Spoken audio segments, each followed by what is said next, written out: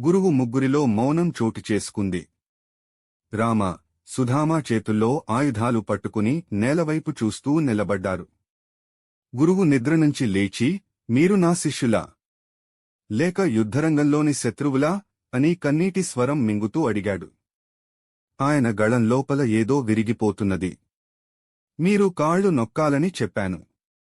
కాని నా గుండెను నొప్పించారు. విద్యకు ముందు మనసు కావాలి. సేవ అంటే శరీరానికి కాదు, హృదయానికి ఆరాధన కావాలి అన్నారు. ఆ మాటలు రామ, సుధామ హృదయాన్ని మడతపెట్టేశాయి. వాళ్లు ఆయుధాలు విసిరి గురువు పాదాల వద్ద కూర్చున్నారు.